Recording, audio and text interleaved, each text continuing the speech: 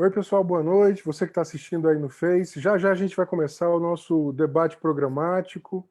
Tá todo mundo já aqui, a gente vai aguardar mais uns 30 segundinhos.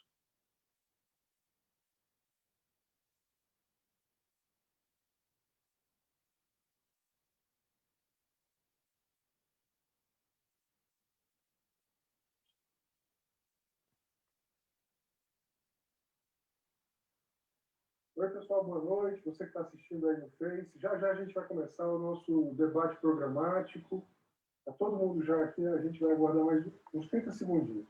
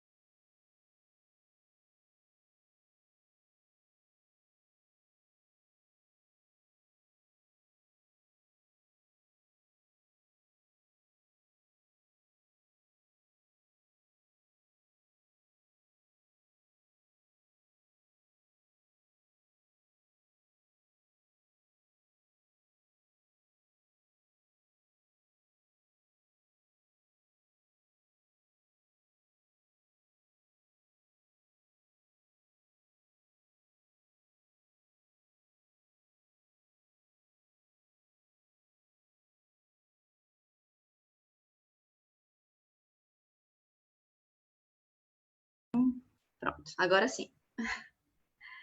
Estava sem o áudio. Todos me ouvem? Ok.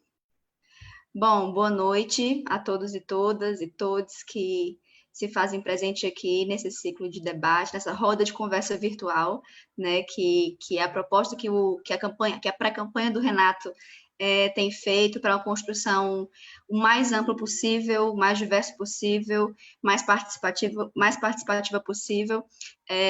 Nesse momento de pré-campanha é fundamental que a gente consiga garantir esses espaços programáticos, né, um debate cada vez mais qualificado numa conjuntura tão complexa que é a que a gente vive. É muito bom podermos encontrar essas ferramentas, né, que nos aproximam de alguma forma. E a gente está aqui hoje para debater, para fazer uma roda de conversa sobre educação, para ouvir nossos convidados. Queria, antes de passar para a Soraya, falar dos nossos participantes, né? Estamos em 18 aqui, esperando mais pessoas, e agradecer também a construção do mandato do PSOL, do deputado estadual Renato Roseno, que a gente tem, enquanto setorial de educação do PSOL, conseguido construir pontes muito boas, muito positivas, que tem acumulado politicamente de uma maneira muito agregadora nas nossas reuniões setorial de educação. Então, eu queria agradecer essa construção aí conjunta, coletiva, que tem sido afinada cada vez mais nesse último período. Estamos juntos aí, Renato.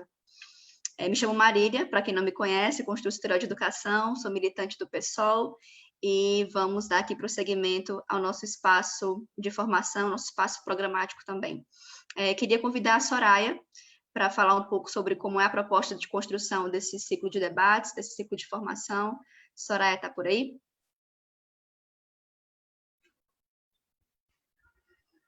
Boa noite.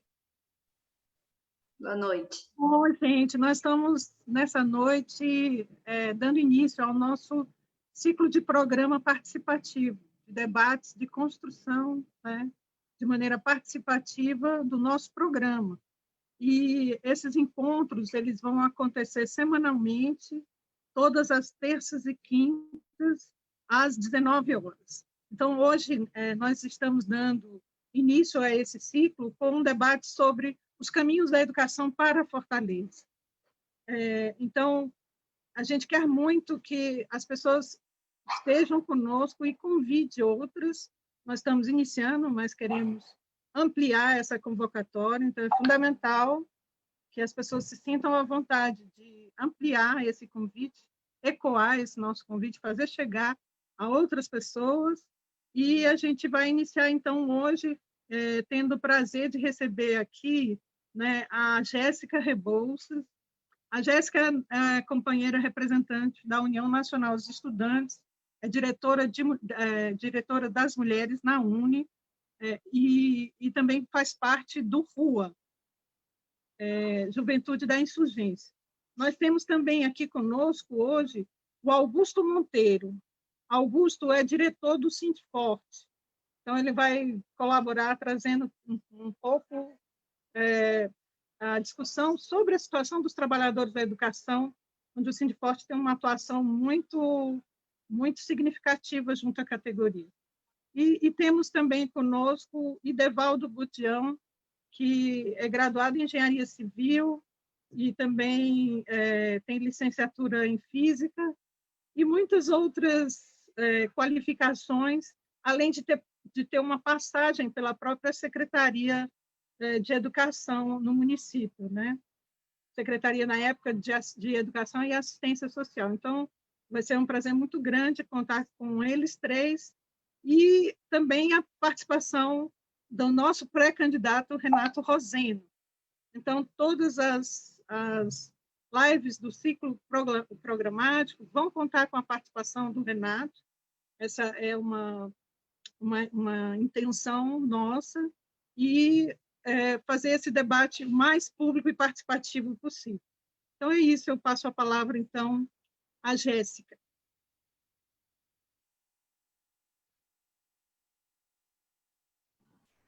Nossa, gente, que desafio vai ser esse de iniciar, né? Não, então, queria desejar boa noite para todo mundo. Eu acho que esse momento é um momento muito importante da nossa pré-campanha. É o momento em que a gente, enfim, apresenta para o conjunto das pessoas um pouco das ideias que a gente vem acumulando coletivamente, tanto no partido como nos movimentos sociais, né, nas entidades estudantis, nos espaços de lutas e resistência sobre educação. E também a gente propõe para que você, né, que está participando tanto da plenária presencialmente, como para você que também está assistindo do Facebook, que faça essa contribuição. O nosso site, ele se chama organizaresperança.com, e lá os nossos eixos estão divididos em propostas, né? Então, a gente tem 10 eixos, e essa live vai ser, na verdade, né, um desses encontros que a gente vai ter aí ao longo desse mês e do próximo para debater sobre educação. Mas você também pode ir no site e deixar um comentário, né, sobre a sua proposta. O site é bastante interativo, então queria recomendar, inclusive, para que todo mundo, enquanto assistisse essa live, né, desse essa olhadinha no site, porque ajuda muito também nesse processo de construção, né, de programa coletivo e participativo, dentro dessa perspectiva, né, de engajamento, todo mundo contribuir, né? E dentro desses marcos, a gente inicia esse debate um pouco falando sobre os processos de resistência e luta, né, que impulsionaram, por exemplo, os tsunamis da educação no ano passado, que barraram, né, o exame do ensino médio esse ano, para que, enfim, as pessoas tivessem condições, né, de fazer um Enem com uma mínima condição igualitária para todo mundo. A gente sabe que é muito difícil, né, os estudantes de escola pública acompanharem esse momento, né, de aulas virtuais. Então, é importante que o Exame Nacional do Ensino Médio ele tivesse sido adiado, e essa foi uma grande conquista, inclusive, dos estudantes, né? Dentro dessa perspectiva de um ministro da Educação que não apenas não valoriza a educação da forma, né, de financiamento e de investimento, ele também nega o conhecimento científico, né? Então, a gente via constantemente, por exemplo, declarações do Weintraub de que a educação não era para ser uma ferramenta para todos, né? Ele acreditava que a educação, inclusive, as universidades deviam pertencer aos filhos da elite elite, né? Então, dentro dessa perspectiva, é importante a gente refletir sobre que tipo de educação que a gente reivindica. Então, dentro desses marcos, né, inclusive também de aprovação do Fundeb, com muita luta e resistência tanto dos professores como dos estudantes, né, a gente abre essa perspectiva de resistência e de luta, né, e construção do nosso programa a partir dessas experiências. Então, eu vou aqui tentar fazer, na verdade, um resuminho sobre esses processos de luta e o que eu acho que são importantes da gente debater sobre educação municipal, né? A gente está passando por esse processo de construção do programa da pré-campanha e acho que é importante, dentro desse processo de construção, a gente refletir, né, que a nossa cidade ela é extremamente desigual. E que isso afeta, inclusive, né, uma série de direitos que deviam ser garantidos a todos, mas que a gente sabe que na concretude não é, né? Então, quando a gente pega, por exemplo, o impacto, né, da Covid-19 nas regiões de Fortaleza, a gente pode perceber que tem um maior número de casos, né, em bairros que são bairros considerados bairros de elite, que estão aí concentrados na Regional 2, mas que a letalidade, ou seja, né, as pessoas morrem mais em bairros periféricos da nossa cidade. Então, eu acho que é importante caracterizar que isso é fruto, inclusive, de um processo de desigualdade muito latente na nossa cidade, né? Então, o seu CPF, ele acaba determinando se você tem direito à saúde, se você tem direito à educação, se você tem direito ao transporte público, se você tem direito à cultura e ao lazer. Então, dentro dessa perspectiva, quando a gente debate, né, sobre educação, é muito importante refletir que a educação também faz parte das territorialidades das pessoas, né? Então, ter creches nos bairros é fundamental, né? Ter, por exemplo, escolas, né, de tempo integral é muito importante. Então, dentro dessa perspectiva, né, de uma educação que a gente quer construir para que, de fato, todas tenham esse direito, todos e todas tenham esse direito, isso deve estar dentro do horizonte, né? Então, quando a gente reflete sobre isso, de que tipo de escola a gente quer, a gente reflete também sobre que tipo de sociedade a gente reivindica, né? Porque a escola acaba determinando muito que tipo de pessoas nós vamos ser no futuro, né? Então, todo esse trabalho da educação infantil, da creche, ele é muito importante, inclusive, para conseguir, né, ver quais são as características mais importantes dos seres humanos e quais que são valorizadas dentro desse processo. Então, quando a gente reflete sobre o objetivo da educação, isso também tem que estar como um elemento norteador, né, de que a gente quer que a educação ela seja garantida, né, a gente quer que a educação ela seja de qualidade, que tenha investimento para a educação, mas a gente também quer uma educação emancipatória, dentro dos marcos, né, de que é papel da educação, por exemplo, refletir sobre a violação dos nossos corpos, né, e as violações das nossas subjetividades. Todo mundo acompanhou de forma estarrecida na última semana, né, o caso da criança de 10 anos que foi vítima, né, constantemente de estupro, e o direito dela, que era o direito do aborto, porque ela era uma criança, foi negado no seu município, ela teve que, né, no seu estado, ela teve que ir para um outro estado. Conservadores, extremistas religiosos foram ao hospital e não só, né, importunaram o perímetro dos hospitais, porque a gente sabe que tem que ter preservação, né, do barulho, né, não pode ter barulhos nem nada disso próximos a ambientes de hospital. Isso foi infringido, né? E, além disso, já estavam chamando a criança de assassina, né? Tentaram invadir o hospital, coisas que a gente nunca imaginou, mas que é fruto e reflexo também de uma educação que é uma educação que reflete, por exemplo, períodos autoritários. Então, quando a gente reflete, por exemplo, sobre o papel da educação, a gente percebe que em todos os períodos autoritários da história fazia parte desses regimes autoritários o controle quase que total, né, das escolas. Então, a vigilância e a falta de democracia nesses espaços, a perseguição ao que os professores iriam falar, a negação da própria ciência são características que a gente vê de forma muito latente na nossa sociedade hoje. Então, dentro dessa perspectiva, quando a gente debate sobre educação, é importante refletir que o papel da escola é o papel da proteção social, né? Então, as meninas que são vítimas de assédio, elas precisam ter um aparato e precisam ser asseguradas dentro do espaço escolar, de que aquele espaço é um espaço seguro, elas precisam identificar que estão sendo violentadas e violadas, e esse também é o papel da escola. Então, quando a escola se furta desse papel, a gente tem uma sociedade cada vez mais autoritária, uma sociedade que acha que é normal uma criança de 10 anos ter que parir, né, vítima de um estupro. Então, dentro dessa perspectiva, a construção de um conhecimento emancipatório é muito importante, né?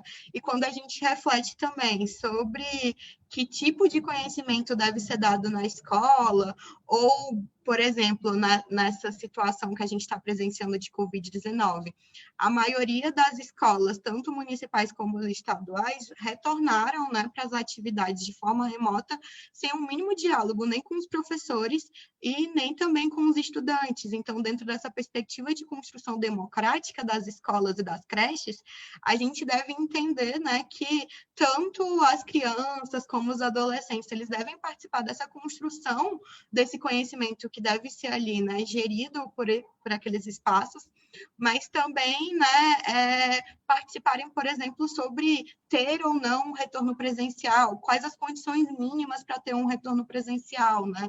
Ou quais as condições mínimas para se ter a implementação de um ensino remoto. Nenhuma dessas condições foram debatidas de forma democrática, né?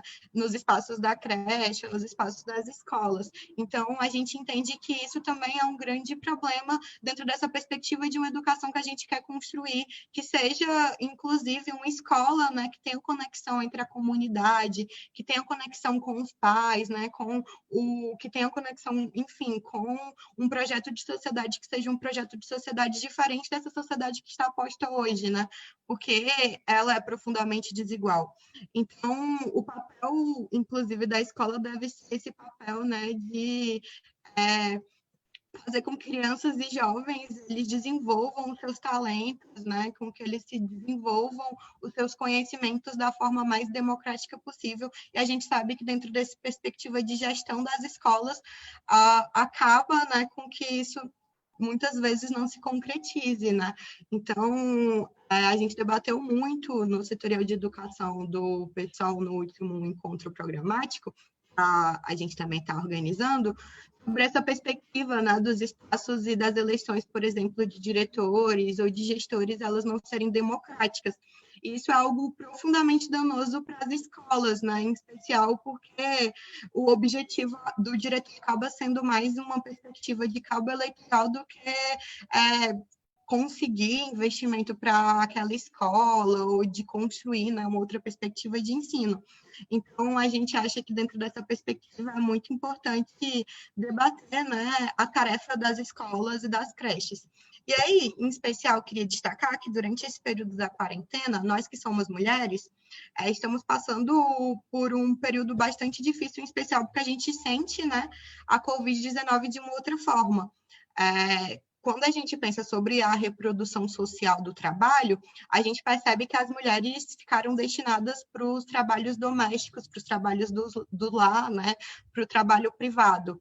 E dentro dessa perspectiva, o nosso trabalho, que é o trabalho não remunerado, ele aumentou durante o período da Covid-19, né, porque a maioria das tarefas domésticas acabaram ficando e continuam ficando para as mulheres. Então, dentro dessa perspectiva, né, de aumento do trabalho não remunerado para as mulheres, é importante debater sobre, por exemplo, como as professoras estão extremamente sobrecarregadas e, mesmo assim, elas estão sendo cobradas cotidianamente, né, para produzirem ainda mais durante esse período. Ou mesmo as estudantes, né, que também estão cuidando dos seus irmãos, que também estão cuidando dos seus avós, que também estão cuidando dos seus pais.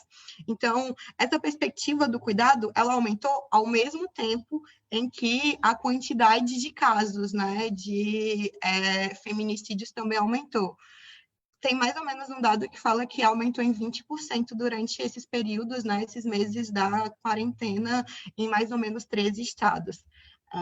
Então, eu acho que é importante colocar de que esse espaço, que é o espaço do lar, muitas vezes não é um espaço, né, seguro para as mulheres ou para as LGBTs, e dentro dessa perspectiva também é muito importante a escola refletir sobre o seu papel, né, enquanto fortalecimento desses sujeitos, acolhimento desses sujeitos durante esse período, porque também aumentou a quantidade de depressão e ansiedade durante o período da Covid-19.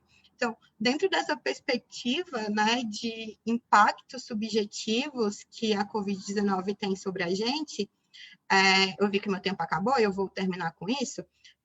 Eu acho que é importante a gente refletir, por exemplo, né, de que estamos passando por um período muito difícil da nossa história, né? Eu diria que é a maior crise sanitária dos últimos 100 anos, que a gente ainda está aprendendo a lidar com isso, né? Então, esse espaço aqui, por exemplo, de plenária, é um espaço muito difícil, porque ao mesmo tempo que devia ser empolgante, né, a gente debater sobre o programa, que perspectiva de educação que a gente reivindica, é triste ao mesmo tempo porque a gente não está no encontro presencial, a gente não está vendo, né, o brilho nos olhos dos companheiros e das companheiras que eu queria muito estar vendo presencialmente, que eu queria muito, né, que esse encontro fosse afetuoso e tudo mais.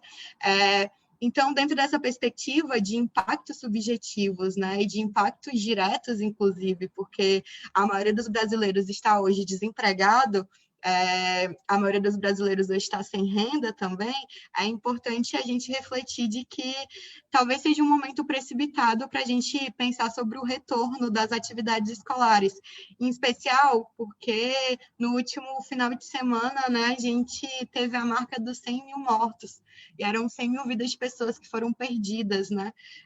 Essas pessoas eram, sei lá, pais, mães, conhecidos, familiares.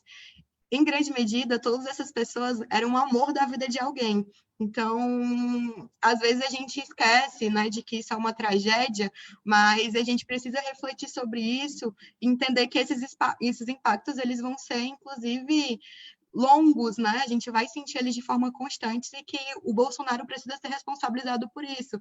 Então, isso de genocídio não é só um mote, né? Ele de fato é isso. Ele de fato tem que ser investigado contra crimes à humanidade. O que ele está fazendo, né? É criminoso. Então, dentro dessa perspectiva, quando a gente reflete sobre as aulas, o espaço escolar ou os espaços da universidade, eu sou diretora da União Nacional dos Estudantes, sou estudante universitária, eu acho que é importante refletir, por exemplo, sobre que é possível a gente recuperar um semestre, que é possível a gente recuperar aulas, que é possível a gente recuperar, né, a maratona de estudos para o Enem, que é possível a gente recuperar o Enem, mas que não é possível a gente recuperar vidas. Elas são insubstituíveis. E dentro dessa perspectiva, eu acho que o mote para esse momento, né, para a educação, tem que refletir exatamente isso, de que vidas elas são irrecuperáveis, mas que um semestre escolar, né, que um semestre acadêmico, que tudo isso pode ser recuperado. Então, dentro dessa perspectiva, eu queria terminar com essa reflexão aí. Queria pedir desculpas também, eu acho que ficou um pouco confusa a minha fala, mas enfim. Ok, obrigada, Jéssica, pela tua contribuição. Jéssica lembrou do nosso último encontro tutorial de educação, onde a gente debateu democracia, né, no âmbito escolar, nas suas diversas vertentes, né, tanto na questão da gestão, da administração, no acesso à educação, à matrícula escolar e à permanência, né, que não deixa de ser um caráter da democracia escolar que às vezes é renegado e que acaba sendo indiscutivelmente o papel da esquerda, sempre lembrar que a permanência dos estudantes, das estudantes na escola é fundamental para a garantia da ampliação dos estudantes, né, na educação, para a conclusão dos seus estudos e para garantir de uma qualidade de fato eficiente e onde esse estudante consiga participar e contribuir na construção da gestão escolar, né? Não apenas como um estudante que chega, senta na carteira e recebe algum tipo de conhecimento, né? Esse estudante precisa contribuir também na construção da democracia, da gestão escolar. E aí, assim, eu tive uma dificuldade com com o meu áudio. E só para a gente afinar aqui os tempos, o nosso próximo convidado, que é o Bodião, que vai fazer a fala dele, tem de 8 a 10 minutos para fazer a fala, assim como Augusto Monteiro, e eu queria saber se ele queria que eu fosse falando os tempos da fala dele pelo áudio ou colocando no chat.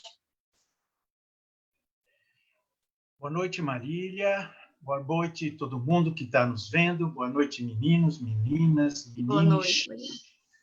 Você vai me falando no áudio, porque eu não Pronto. consigo fazer todas essas coisas ao mesmo tempo. Né? Também. Antes de você começar, eu só queria parabenizar o seu pano de fundo, que está muito bonito, muito engajado, adorei. Bodião, contigo. Tá bom. Eu quero começar dizendo que para mim é uma alegria muito grande mesmo. É uma responsabilidade, uma alegria muito grande estar nesta atividade que faz parte do ciclo da construção participativa do programa da pré-candidatura do Renato. Nesse caso, estamos falando de educação. Eu vou dialogar quase que diretamente com a intervenção anterior da Jéssica, falando um pouco sobre algumas questões que, do meu modo de ver, são importantes do ponto de vista do acesso à educação, da qualidade da educação e da gestão democrática. Eu tinha eleito mais um ponto que diz respeito à valorização, mas eu penso que o Augusto, que virá na sequência, há de fazê-lo com mais propriedade. Bom, primeira coisa, eu gostaria que a gente lembrasse que as tarefas, vamos chamar assim, essenciais do ponto de vista da divisão entre os entes federativos da educação, no município, educação infantil, creche pré-escola, creche de 0 a 3, pré-escola de 4 e 5, e ensino fundamental, atenção, ensino fundamental de 1º ao 9º ano, em princípio, é uma atividade a ser compartilhada com o Estado, com a rede estadual. No caso do Ceará, talvez nós sejamos o caso onde isto ocorreu com mais intensidade, há uma total desresponsabilização do Estado, da rede estadual, com as séries iniciais, os anos iniciais, e uma participação minúscula, quase residual, com os anos terminais. Isso faz com que a rede municipal de Fortaleza seja, pasmem, a 3ª maior rede municipal do Brasil. Perde, naturalmente, para a rede de São Paulo, 1 milhão e tantos mil estudantes, perde para a rede municipal do Rio de Janeiro. Nós chegamos logo em seguida com mais de 200 mil estudantes. Pois muito bem. Do ponto de vista do acesso, nós temos a grande tarefa, e ainda posso dizer, de dívida, com a expansão das matrículas nas creches.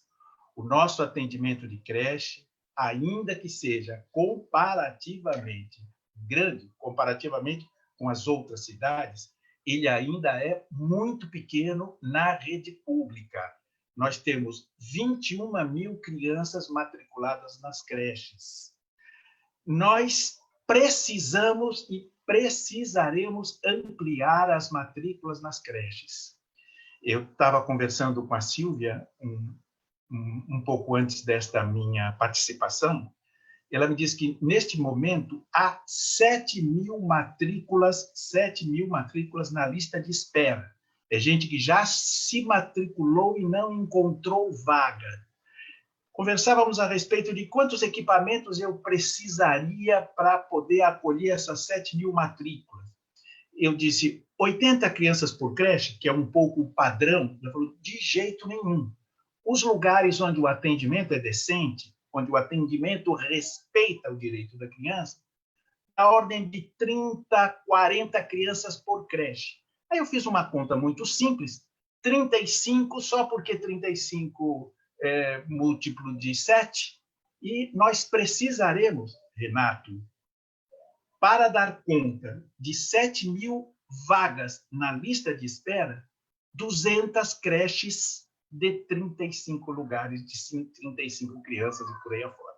Daí você vê que a tarefa não é nada pequeno. Nós podemos dizer uma mudança na pirâmide populacional. A base da pirâmide está estreitando, é verdade. O número de crianças de 0 a 14 está diminuindo, isso quer dizer que a nossa rede está diminuindo, isso também é verdade. É verdade também que nós já chegamos bem próximo do que seria a universalização da pré-escola. Isso deveria estar na Constituição, ter sido atingido em 2016. Pré-escola, 4 e 5 anos, e ensino fundamental, né? Também o ensino médio, mas aí já estamos com a rede estadual. Mas e qual é a preocupação se nós já quase atingimos a universalização?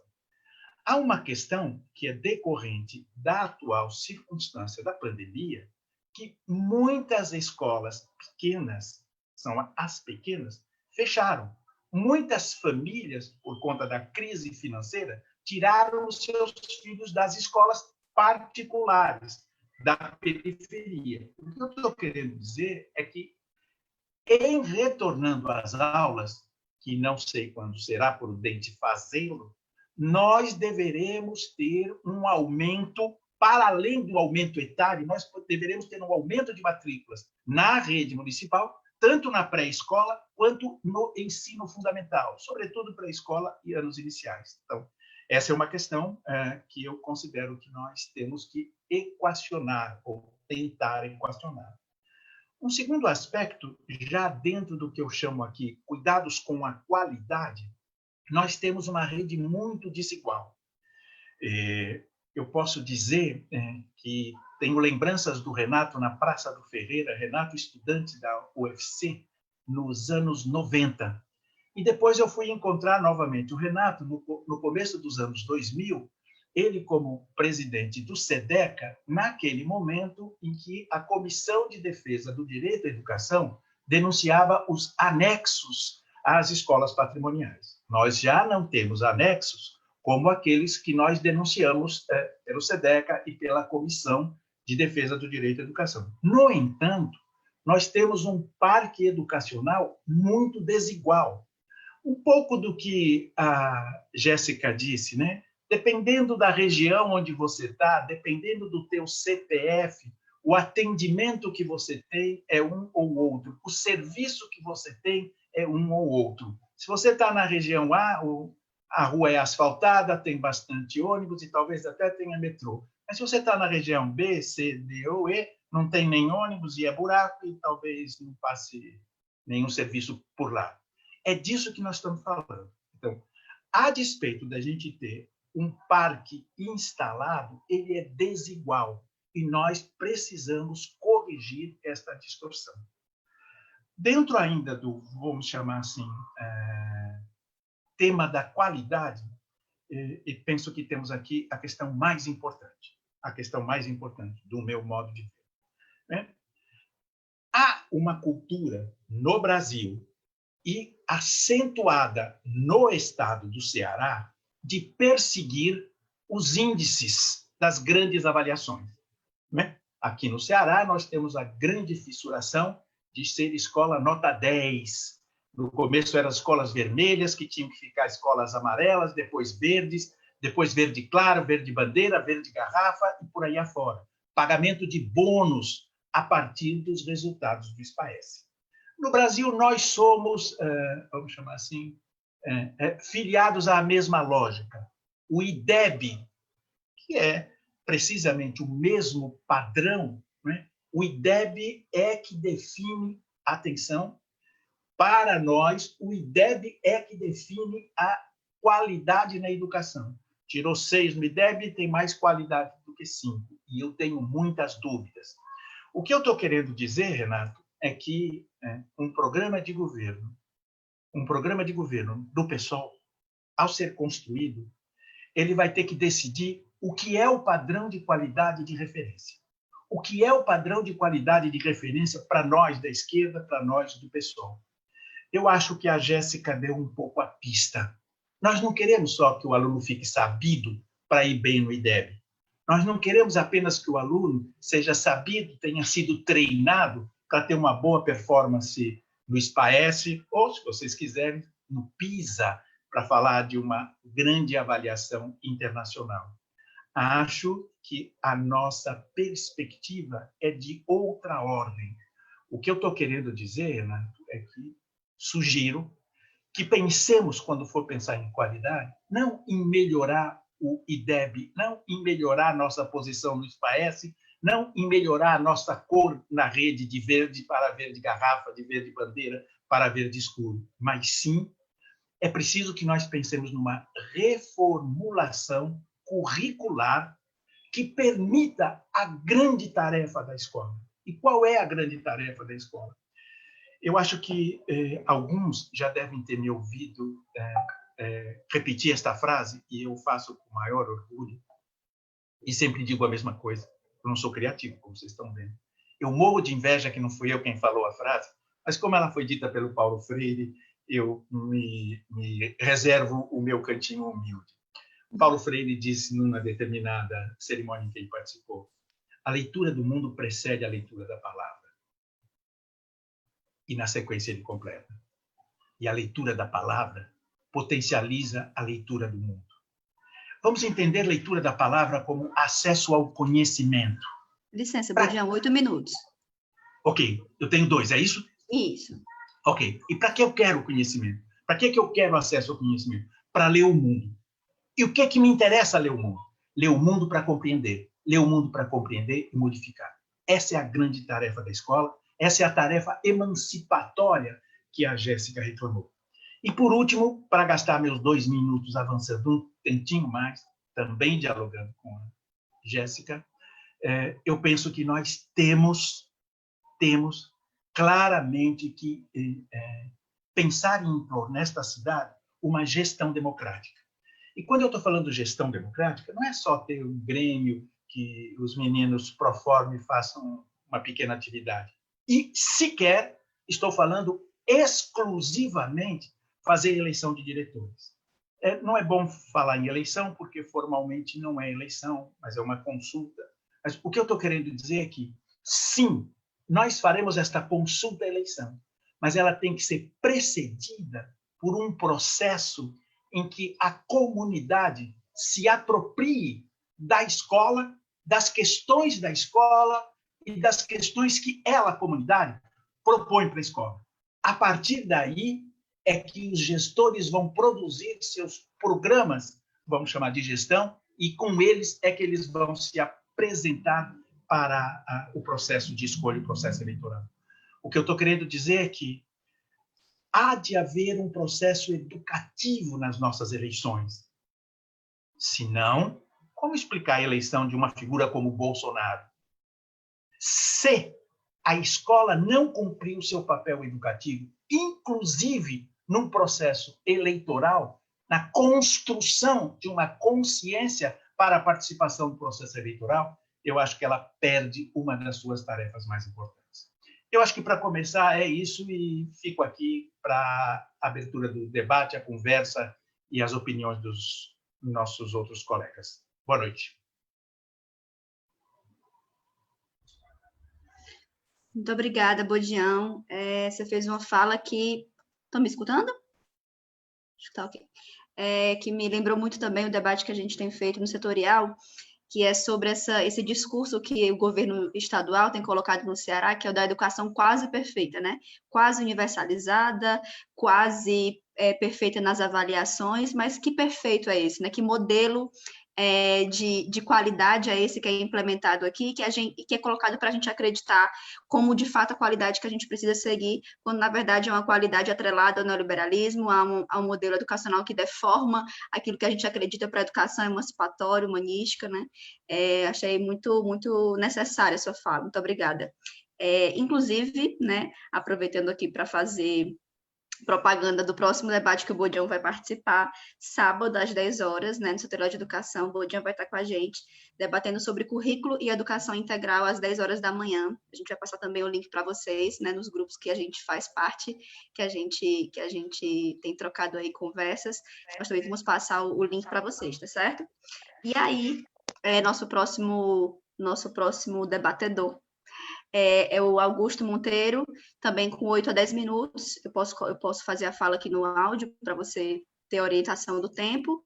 E a minha proposta é que a gente abra para inscrição, para essa rodada de conversas, durante a fala do Augusto, tá ok? Boa Augusto, está noite. por aqui? Boa noite. Obrigada, Augusto. Boa noite. Estão me ouvindo? Estamos sim, tá ótimo. Pronto. Como eu tinha pensado aqui, não deu certo eu entrar. Deixa eu baixar aqui, gente. Espera aí. Não deu certo eu entrar pelo notebook no áudio, então eu vim para o celular, tá? Então já começo pedindo desculpa, tá bom? Assim, queria primeiro falar da satisfação, né? E da honra de estar aqui dialogando com companheiros, né? Com companheiras, né? De luta, de militância, né? Confesso que eu não sei se eu dou conta da tarefa, né? É uma honra muito grande, né? Estar num diálogo construindo o que seria um programa do Renato, né? O nosso programa, o melhor programa para Fortaleza, sem dúvida nenhuma. A honra de estar fazendo esse debate com Renato, né? com a Jéssica e com o companheiro Bodião, que é uma referência para todos nós aí nas suas lutas, né? Inclusive, a gente de vez em quando conversa lá no cursinho popular da Serrinha, né? O cursinho popular Viva a Palavra, que o Bodião é um dos coordenadores lá no cursinho, né? Com essa pegada de educação popular e a preocupação aí com a inclusão, né, dos jovens da periferia no direito à universidade e à universidade pública, né? Nós queria também fazer aqui uma saudação e uma lembrança, né, aos companheiros trabalhadores e trabalhadoras dos Correios que entraram em greve, né? Greve por melhores condições de salários aí por conta da convenção coletiva e dos acordos que não estão sendo cumpridos, e, ao mesmo tempo, a ameaça de privatização, né, dos Correios, né, com toda a precarização, né, e a justificativa aí de se privatizar uma empresa pública que tem um papel social tão importante para o povo brasileiro como os Correios, né? Então, queria também me solidarizar e dizer que a gente está apoiando e estamos juntos aí na greve dos Correios, apoiando os trabalhadores e trabalhadoras dos Correios, né? Acho que já foi dito aí que eu me chamo Augusto, eu sou sindicalista, sou diretor do Sindiforte, também sou dirigente da Intersindical Central da Classe Trabalhadora e também sou professor da rede estadual, tá? Também milito no movimento social chamado Círculos Populares. Então, a gente vai tentando aí fazer a militância em diversos espaços, né? A militância sindical, também a militância popular, né? E eu não tenho nenhuma dúvida que nós vamos construir, nós já temos ideias, né? O que é a pauta do PSOL, a pauta anticapitalista, ecossocialista, antirracista, antifascista, em defesa da classe trabalhadora, né? Nós já temos esses princípios aí, e nós vamos construir o melhor programa, né, para a cidade de Fortaleza e fazendo toda a disputa, né, que a gente precisa disputar todos os espaços, as associações de moradores, os municípios, né, por conta do avanço e da ameaça do fascismo, né, do protofascismo e do projeto, né, do projeto de poder do Bolsonaro, que eles esperam estar ocupando e tomar todos os espaços aí, tá? Gente, assim, não é a educação hoje, né? Ela vive um período muito difícil, né? Historicamente no Brasil nós sempre tivemos muita dificuldade, né? E agora a gente, assim como o conjunto da classe trabalhadora, a gente vem passando por uma série de dificuldades, a dificuldade, por exemplo, do financiamento, né? O governo federal tentou de todas as formas aí dificultar né, a aprovação do novo Fundeb, né, se articulou, inclusive, o Fundeb que vinha sendo discutido desde 2015, se articulou, inclusive, no final de semana, para apresentar um projeto substitutivo e tal, no sentido de dificultar e não garantir o Fundo de Desenvolvimento e de Manutenção da Educação Básica, que a gente sabe que, por ano, né, dá um incremento aí de 150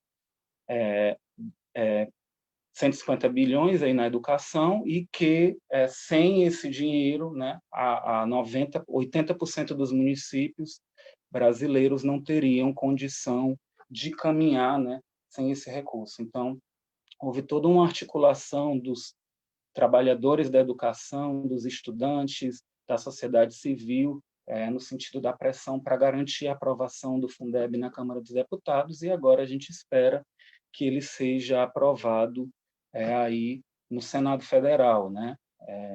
E também sem que haja nenhum tipo de pegadinha, né, que faça com que atrapalhe aquilo que foi dialogado e construído, que não era um projeto ideal, mas foi o que deu aí para se conseguir, né? Enfim, né? Sim, a gente do Sindiforte, né? E nós andamos muito no que seriam as bases dos trabalhadores, né? Nós não gostamos muito, por exemplo, de estar dentro do sindicato. A gente gosta de estar conversando aí com os trabalhadores, né? Com as trabalhadoras. Então, a gente sempre está nas escolas municipais, a gente sempre está aí na base dos garis, né, nos ecopontos, a gente sempre está nas unidades de saúde, dialogando com os agentes comunitários de saúde, a gente combate as endemias, a gente está entre os agentes de trânsito, entre os guardas municipais, então a gente está sempre fazendo esse diálogo. E aí a gente verifica, né, todas as dificuldades, por exemplo, dos professores e daqueles trabalhadores e trabalhadoras da educação aí nas escolas de Fortaleza, né? A gente vivencia isso no cotidiano, né? Toda a situação de desvalorização desses profissionais e de desvalorização dessas profissionais, né? Da desvalorização dos professores e das professoras, né?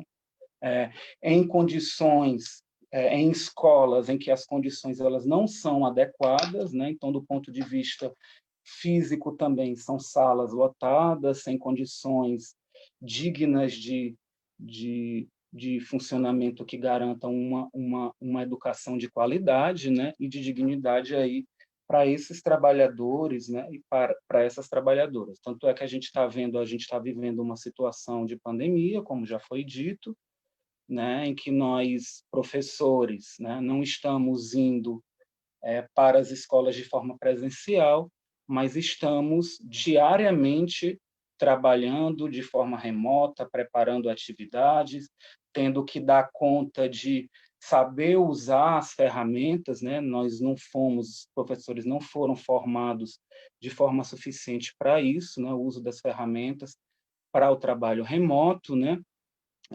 Então, aí no dia a dia as cobranças elas são muitas, né? Por parte das gestões, enfim, né? A gente precisa passar por toda essa situação aí, né? Diz respeito a essa condição, a esse modelo agora, né? E no cotidiano das escolas, a realidade é o quê? Nós temos escolas municipais e creches municipais, né?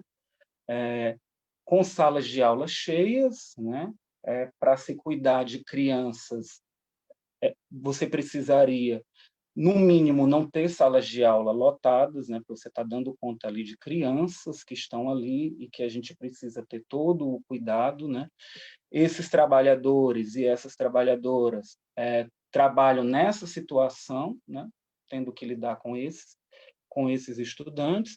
Há o problema também da precarização dessas relações de trabalho, né, aos professores e às professoras que são efetivos, mas há aqueles que trabalham a partir dos contratos de trabalho e não têm nenhuma garantia do emprego, quanto tempo vão ficar e tal. Sem falar ainda que nós temos as auxiliares e tal, secretárias, merendeiras, que lidam ali com o cotidiano das escolas, né? E esse cotidiano de preocupação com os estudantes, preocupação com a comunidade e preocupação consigo próprio em relação à dignidade e tal. Então, essa a realidade que a gente verifica aí 8 nas minutos, escolas municipais. 8 minutos, Essa Augusto. desvalorização que nós verificamos entre os profissionais da educação, entre as profissionais da educação. Então, assim, para nós construirmos um programa, né, um programa popular, né, democrático, anticapitalista, antirracista, em defesa da classe trabalhadora, que garanta a dignidade aos trabalhadores e às trabalhadoras, né, nós precisamos pensar, por exemplo, em uma questão relacionada à gestão democrática, né? Porque muitas vezes a gestão democrática ela fica só no discurso. Então a gente precisa avançar nisso. Precisamos ocupar as escolas municipais, né? Eu digo a comunidade. Augusto, licença, 8 minutos, tá? O direito de estar mais dentro das escolas, né? Com essas crianças dentro da escola, desenvolvendo atividades lúdicas, artes, esportes e tal. Então, a gente precisa pensar nesse modelo de escola, né? Uma educação integral, né? E que a gente tenha essas condições aí. Uma escola que garanta, desde a nossa primeira formação lá, a partir da creche da própria escola, que garanta a diversidade, que tenha um respeito pela diversidade, que ela seja laica, que ela garanta a liberdade religiosa, que respeite as diferenças, né? Então, a gente precisa pensar nessa escola também, né? Ou seja, assim, o nosso desafio ele é tremendo. A gente precisa juntar dialogar, lutar, realizar as lutas, tentar encampar, né? A valorização dos profissionais da educação, trazer para dentro da escola a comunidade escolar, realizar a escola que ela seja democrática, que ela seja uma escola emancipadora, que ela seja libertadora, que ela seja agradável para os estudantes e para as estudantes, que ela tenha as condições dignas, né, de funcionamento para o conjunto da sociedade, né, para que as mulheres que precisam trabalhar todo dia tenham onde deixar de forma digna e tranquila os seus filhos, tá? Então, assim, eu espero ter contribuído, né, de alguma forma com o debate, né, com essa construção, trazendo um pouco esse olhar mais sindical, né, mais do que é a realidade dos trabalhadores, né, da educação, que muitas vezes estão ali tentando também se organizar e muitas vezes não sabem como fazer isso, né, e que a gente, assim, precisa construir esse modelo de escola que dialogue, que tenha condições mínimas físicas, que valorize os profissionais e as profissionais de educação, ou seja, uma escola que a gente defende que é a escola ideal para a classe trabalhadora, né? Que respeite as diferenças, em que a gente também possa fazer política e discutir política, né? Fazer essa formação, respeitar a diversidade, enfim.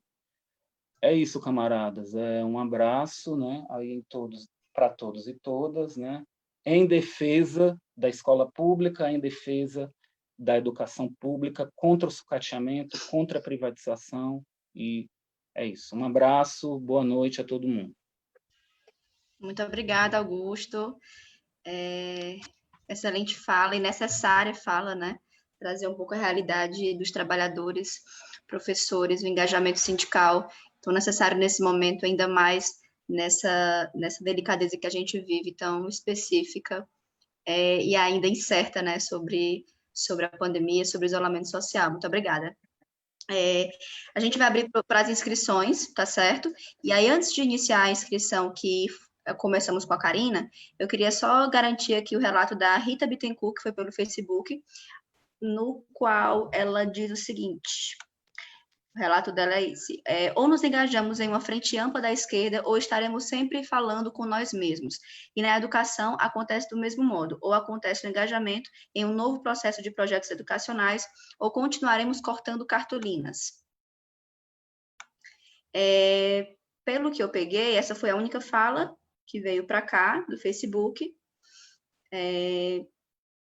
A Karina se inscreveu e não vi mais nenhuma outra inscrição. O João Paulo Duarte saiu um pouquinho antes do término da fala e ele queria colocar algumas reflexões sobre a primeira infância, evidências científicas da idade crítica para o resto da vida e o que fazer para suprir a demanda das crianças, convênios da prefeitura com as OS, né, as creches e educação infantil, solução ou muletas. E aí a gente parte para a inscrição da Ana Karina. Eu vou ficar aqui recolhendo as inscrições, tá ok? A gente combinou, Karina, de serem falas de 3 minutos. E aí, faltando 1 minuto, eu falo para ti, tá bom? Tá, Marília, por favor, fala mesmo, não coloca no chat, porque eu não vou conseguir acompanhar. Ok. Boa noite, gente. Então, tentando contribuir um pouco, porque eu acho que as falas foram ótimas, né? As falas apresentadas aqui sobre a questão do aspecto de parte do programa sobre educação, e se a gente passar aqui uma semana falando de educação ainda é pouco, porque as demandas são inúmeras, né? Mas eu acho que algumas coisas a gente precisa encarar como prioridade, né? Tendo do ponto de vista a qualidade da educação, que é o que a gente sempre defende, né? Quando eu falo a gente, eu falo a esquerda inteira, seja na universidade, do movimento estudantil, quem participou dele e quem ainda participa, né? Está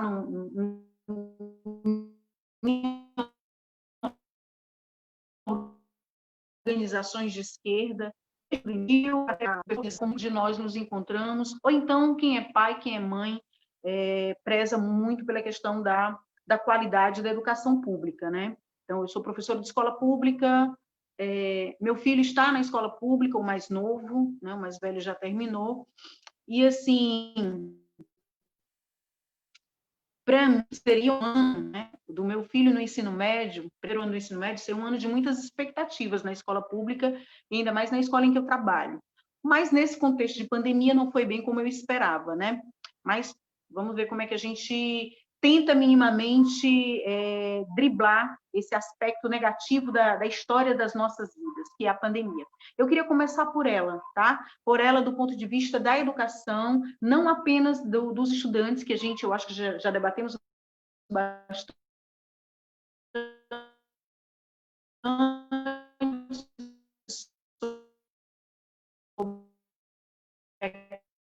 questão de não estar em vários outros lugares do mundo, mas eu queria falar do ponto de vista das professoras, tá? Eu tenho recebido ultimamente algumas denúncias de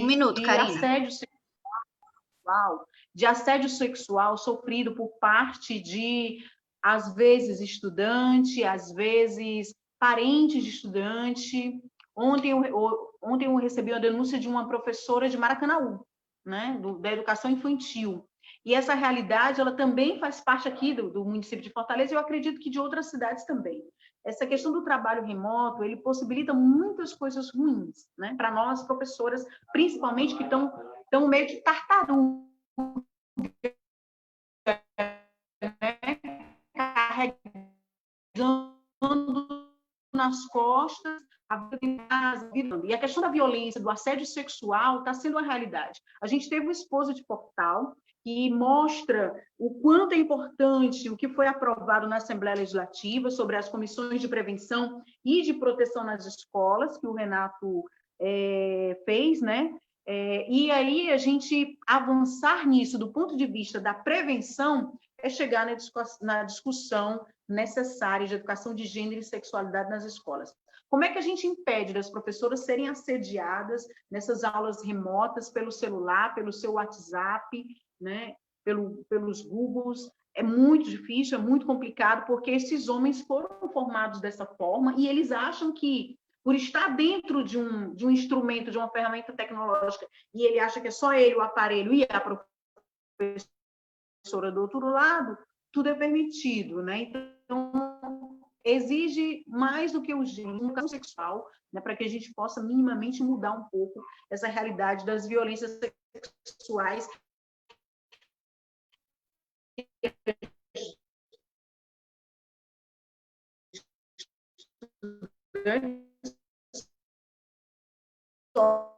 Karina? Consegue me ouvir, Karina? O áudio da Karina cortou. Na verdade, está travado agora. Karina? Estou ouvindo. Teu áudio cortou no finalzinho. Eu ia te falar que estava nos 3 minutos, que tinha chegado aos 3 minutos e cortou, tá? Teu áudio e teu vídeo estão travados.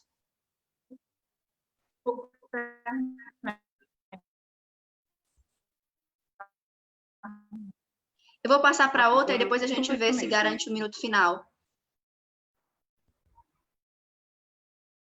Tá ok? Bom, com esse problema da fala final da Karina, eu vou passar para o Augusto César, que pediu inscrição. E aí, com 2 minutos, Augusto, eu vou te falar aqui no áudio, tá certo? Tranquilo, Marília. Aqui. Anuário do Fundamentalismo Brasileiro. São 4 meninas estupradas por hora. Por ano, são mais de 35 mil. São meninas de até 13 anos estupradas no Brasil. E o assassino é o médico que cuida da menina ou o fundamentalista inútil, infeliz e desumano que pensa como se vivesse no Império Otomano? Eu começo com esse poema, que muitos talvez julguem que não seja um poema, porque eu penso que pensar os caminhos da educação em Fortaleza é pensar uma escola pautada na curiosidade investigativa. E essa curiosidade investigativa, que quem fala não sou eu, vocês sabem muito bem que quem fala é Paulo Freire, tem que passar pelo educando e pelo educador. Mas para a gente conseguir uma escola em que o educando, em que os agentes, os sujeitos, as pessoas envolvidas no processo educativo incentive ou se permita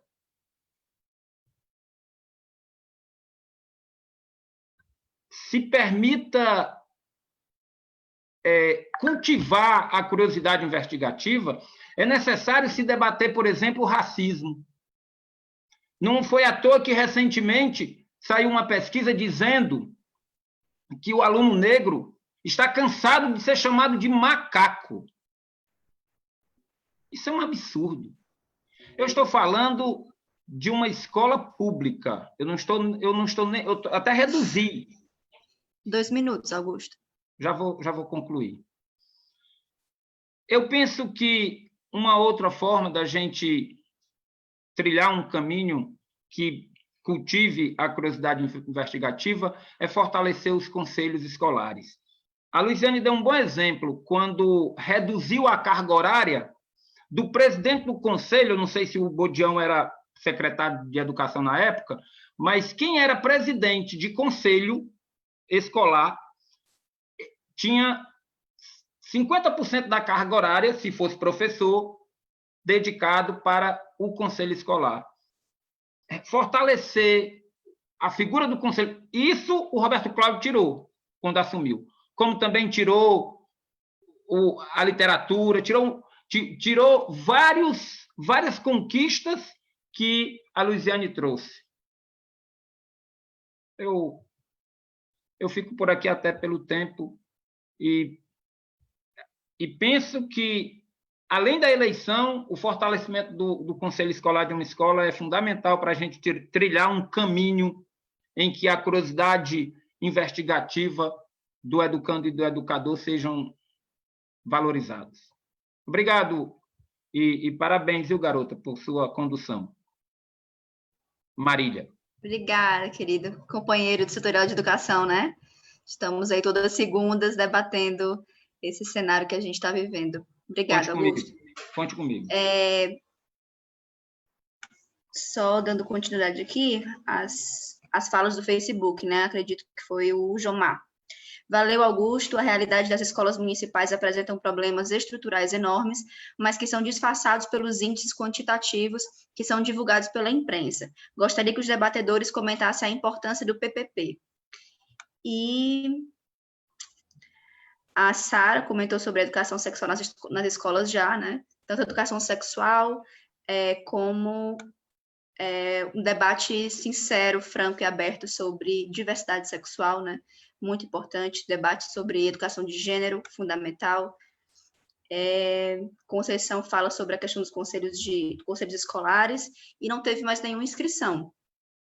Não sei se eu perdi alguma, mas aqui eu não vi nenhuma mais. Correto? É isso, pessoal. Bom, acho que foi muito rico, né, o debate que a gente fez aqui, muito instigante, né, a gente vê o quanto ainda tem assunto para ser debatido, o quanto tem pauta para ser aprofundada ainda, para ser acumulada. De fato, são pontapés, né, são pontapés programáticos para a partir daqui a gente conseguir desenvolver e aprofundar esses temas todos. É muito bom que a educação tenha iniciado essa iniciativa da pré-campanha do camarada Renato, e é uma equipe, né, tão grande aí que está tão engajada nessa construção. Agora o Renato, exatamente. Queria convidar o Renato para fazer a sua fala. Serão 10 minutos. Tá certo, Renato? Karina pediu... Acho que é ok. O último minuto da Karina, pelo menos para mim, ficou bem travado. Tá bom, pode. Eu ouço a Karina e termino aqui, tá bom? Obrigado, Pronto. Marília. Obrigado a todos e todas. Obrigada. Karina, depois eu faço aqui o encerramento. Beleza. Obrigadão, Renato. Vai lá, Karina. Desculpa. A gente estava discutindo agora com esse caso da questão do estupro da criança e do aborto da criança de 10 anos, e a gente vem para uma difícil realidade para nós mulheres como um todo, né? 50%, porque é uma romantização da gravidez imensa. 50% das mulheres que, depois que acabam a licença maternidade, elas recebem a demissão, né? Elas ficam desempregadas. O mercado de trabalho fecha a porta para elas. E sem creche, né? E essa realidade ela se torna algo muito cruel, muito perverso. Além de desempregadas, né? Não tem nem sequer condições de um lugar para deixar o seu filho procurar um outro emprego. E aí, essa discussão da educação, da escola, da creche, educação infantil, tudo isso passa pela discussão do feminismo. Então, é uma bandeira abaixo do microfone, como assim?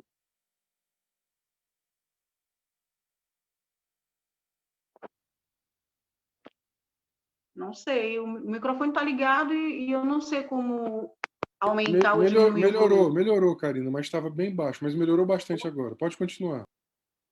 Tá bom.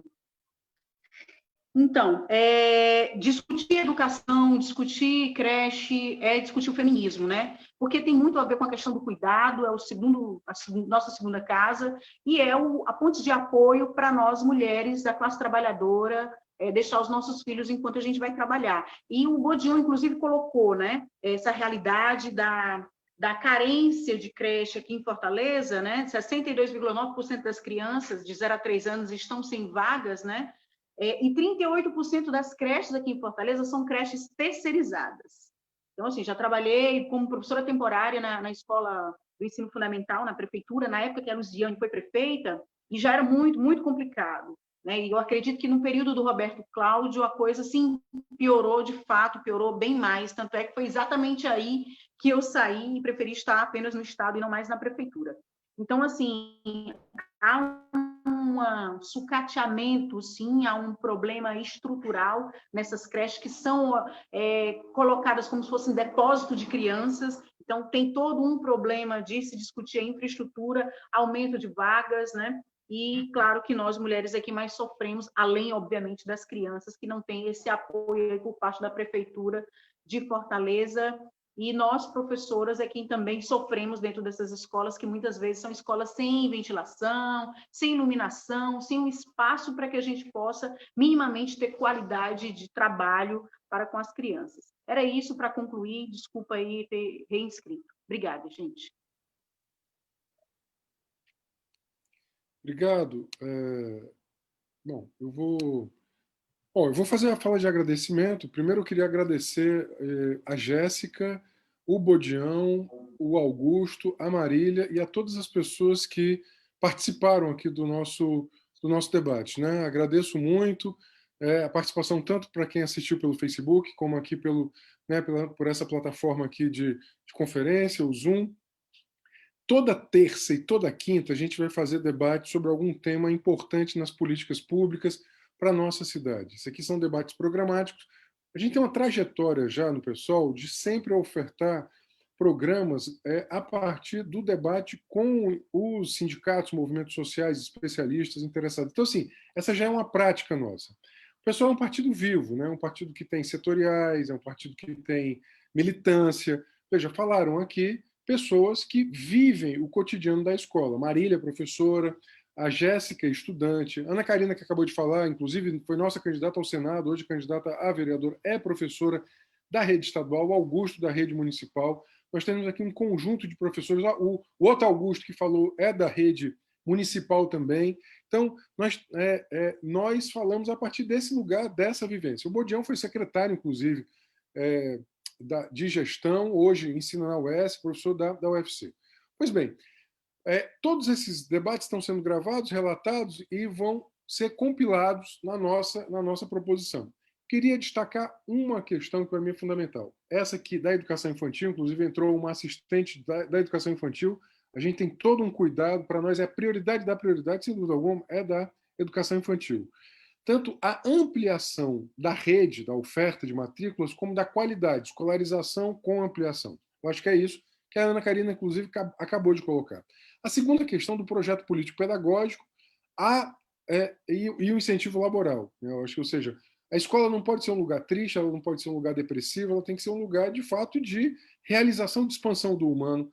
É sobretudo com isso que é esse o nosso compromisso. Mas, para isso, a gente precisa financiar melhor, ou seja, investir mais e melhor para consolidar as carreiras, para que a gente consiga efetivamente garantir o direito à educação de qualidade nesse tripé. O acesso universal, as condições de permanência e a qualidade.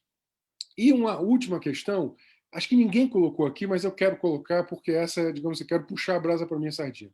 O que mais combate, né? Eu vi que a Graça do Bom Jardim está aqui. O que mais combate o homicídio na adolescência é reduzir a evasão escolar, em especial no Fundamental 2, onde está a rede municipal. Então é muito importante a gente... Um grande programa de prevenção à violência, ele passa necessariamente pela redução da evasão escolar. Então, quero finalizar, agradecer, né? Agradecer a todo mundo que está aqui. Não dá para citar todo mundo, obviamente, mas eu quero agradecer a todos e a todas. Agradecer aqui aos aportes que vieram aqui. Por último, esse da Franciane, lá da Serrinha, sobre a questão dos assistentes de educação infantil. Né? E, se possível, Bodião, Jéssica, Augusto, Ana, né? Os Augustos, se vocês pudessem escrever, né? Eu queria, obviamente, receber isso. Não precisa ser muito grande. Tá gravado, mas facilita muito. Bodião está dizendo aqui, Serrinha, gostaria de dar uma palavra final. Tá bom, Bodião. Então, a palavra final vai ser a do Bodião. Obrigado a todos e a todas. Quinta-feira a gente se encontra nesse mesmo bate-canal aqui. Valeu. Eu vou passar para o Bodião e encerro. Valeu.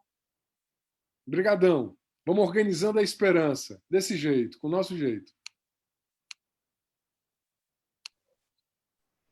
Obrigado, Renato. Boa noite a todo mundo. Só quero lembrar que quinta-feira próxima, portanto, depois de amanhã, é a votação do Fundeb no Senado. Há 2 aspectos que estão ameaçados na forma de emendas, possíveis modificações. Um deles é um esforço de tirar o custo aluno-qualidade. E o outro, Augusto, é de suprimir uma proposta que reserva 70% do Fundeb para os profissionais de educação. Então, eu gostaria de fazer uma convocação, um chamamento, todo mundo para as redes sociais, @TassoGereissati, @EduOficial, @senador Cid Gomes, no sentido de pressionar esses parlamentares. Houve uma tentativa não, um parlamentar, Wellington Fagundes, do Mato Grosso, apresentou uma emenda, a emenda que tira o Fundeb, os movimentos se voltaram contra isso, ele refluiu, então é absolutamente vital e importante para o Twitter, para o Facebook, para o Instagram, pressionar os nossos senadores. Quinta-feira é um dia muito importante para a educação, sobretudo para os municípios. Obrigado, Renato. Obrigado, Bodião. Fundeb com CAC. Não é isso, Bodião? Nós queremos Fundeb com custo aluno qualidade, que eu aprendi com você. Um beijo, boa noite. Valeu. Eu vou destacar aqui. Né? Valeu, gente. Um abração. Valeu, um abraço. Tchau, tchau.